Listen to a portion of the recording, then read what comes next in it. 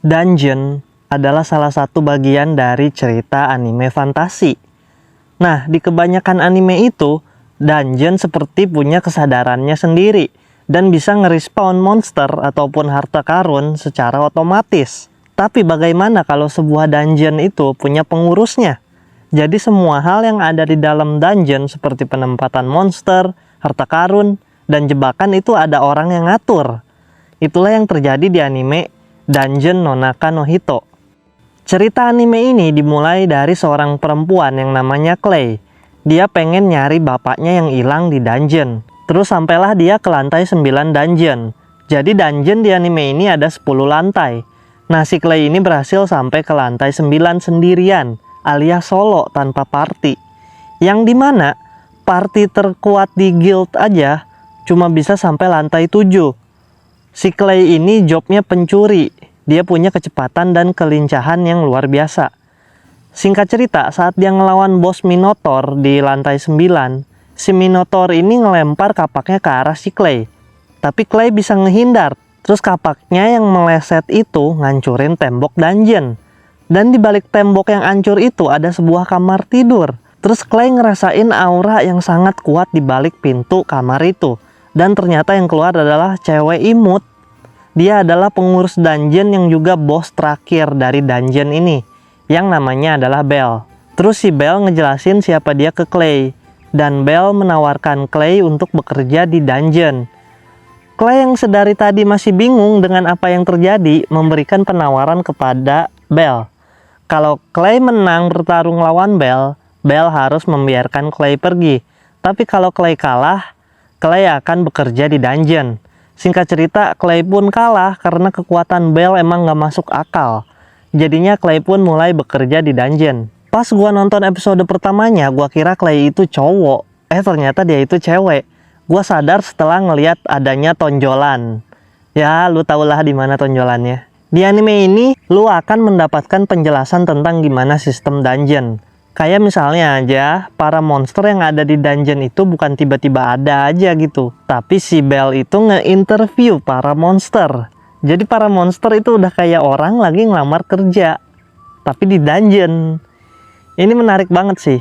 Di anime lain biasanya monster itu udah ada aja gitu di dalam dungeonnya. Tapi kalau di anime ini monster itu udah kayak orang lagi ngelamar kerja. Dan monster yang ada di dungeon ini juga sebenarnya itu bukan tubuh aslinya. Jadi si Belle ini menggunakan sihir kepada para monster yang membuat salinan dari tubuh asli para monster. Jadi pas para monster meninggal, yang meninggal itu bukan tubuh aslinya, tapi tubuh salinannya. Itu makanya para monster bisa respawn di dungeon. Dan ada lagi nih yang menarik. Goblin di anime ini tuh ternyata ditanam, udah kayak tanaman. Ini aneh banget sih, tapi ini yang ngebuat anime ini menarik.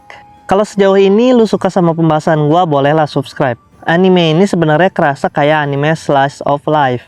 Kayak cuma ngeliatin kehidupan sehari-hari si Clay yang ngebantuin Belle mengurus dungeon. Tapi siapa sangka, di anime ini adegan bertarungnya lumayan bagus. Emang bukan yang bagus banget, tapi lumayan lah. Dan anime ini juga ada beberapa adegan yang cukup gore. Gue kaget sih awalnya karena gore-nya emang bukan gore yang parah banget gitu sih.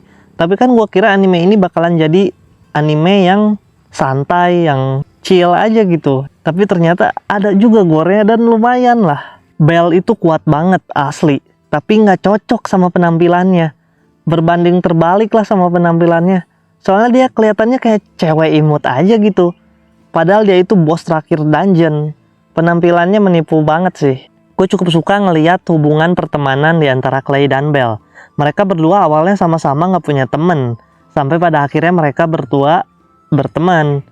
Sebenarnya Belle itu nggak butuh orang buat bekerja di dungeon. Soalnya Belle itu bisa ngurus dungeon sendirian dengan kekuatan sihirnya yang nggak masuk akal. Yang dibutuhin Belle itu sebenarnya seorang teman. Dan Clay adalah orang yang cocok buat posisi itu. Ada pertanyaan yang sampai pada akhir animenya itu masih belum kejawab. Yaitu kemana bapaknya si Clay. Jadi bapaknya si Clay itu juga sama jobnya, pencuri. Dan udah pasti bapaknya Clay lebih kuat dari Clay. Clay aja bisa sampai ke lantai 9 dungeon, apalagi bapaknya. Jadi kemungkinan kalau bapaknya Clay itu udah sampai lantai terakhir. dan bertarung melawan si Belle. Tapi bapaknya Clay itu kalah dan meninggal. Itu bisa jadi sih. Tapi kalau ternyata beneran kayak gitu, cukup tragis sih. Ya, gue cukup enjoy sih nonton anime ini. Dan kalau menurut gue, boleh lalu coba nonton anime ini. Coba tonton. Kalau suka ya lanjut. Kalau kagak ya udah skip. Di minggu lalu gue ngebuat video tentang seberapa gilanya, seberapa bagusnya plot twist anime Absolute Cinema episode 15. Kalau tertarik silahkan tonton. Videonya di sebelah kiri.